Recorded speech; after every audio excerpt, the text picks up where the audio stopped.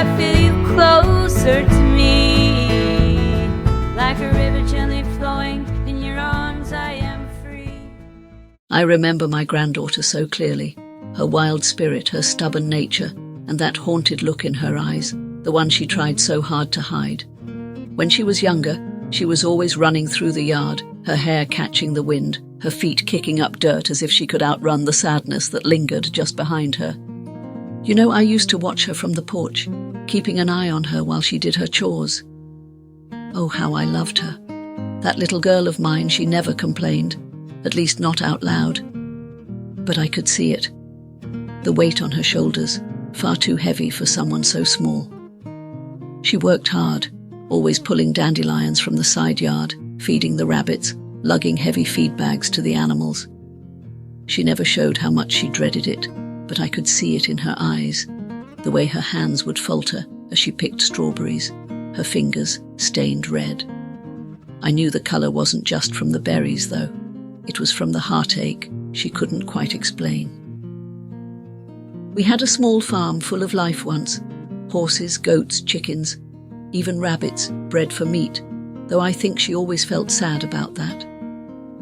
I remember her chasing after the dogs, those big silly things always at her heels, never leaving her side. They were her real friends, you know. They'd follow her everywhere, worried and watchful, sensing her pain in a way we humans couldn't. I know those dogs were there for her when we weren't. The house she grew up in, it used to be so full of life. There was always something to do, something to care for. We had chores before the sun even touched the sky, and while she hated getting out of bed, she'd get up anyway. She'd dig in the garden, plant vegetables, fight with that stubborn horse who never did listen too well, and she'd ride. Oh, how she loved to ride.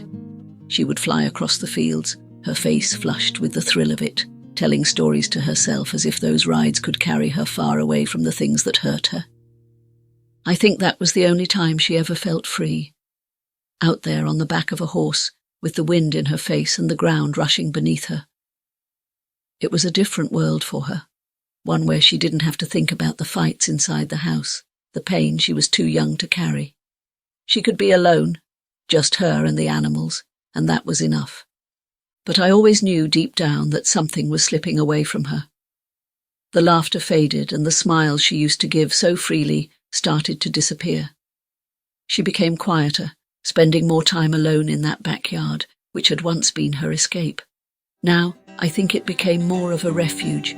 She'd scurry around, busying herself like a barn mouse, trying to distract herself from the constant fighting that echoed through the walls of that house.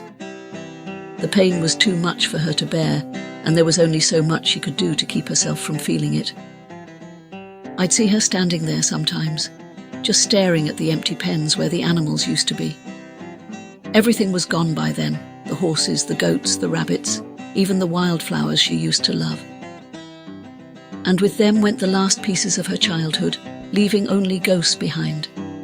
I knew she blamed herself for it, for their demise, for the way things fell apart. She carried that weight too.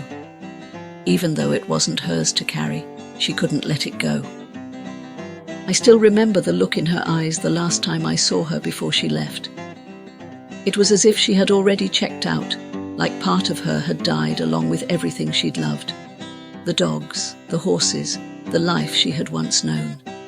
Gone. She looked back at that old house with such emptiness, and I knew she felt as though her happiness had been discarded, burned to ashes with her childhood. And now, as I sit here thinking of her, I still see her as that little girl running through the fields, laughing with the dogs, riding her horse with her hair flying behind her. I see her trying so hard to hold on to whatever happiness she could find, even if it was just for a few moments at a time. But the truth is, I think she always knew it wouldn't last.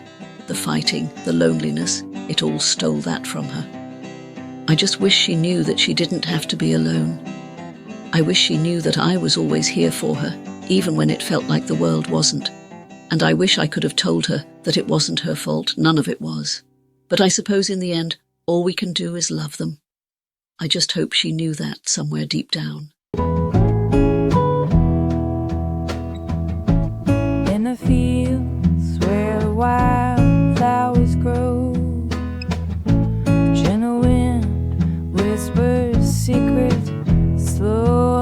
start of the old story slow. Hearts find peace with the soft river to go. Nature's song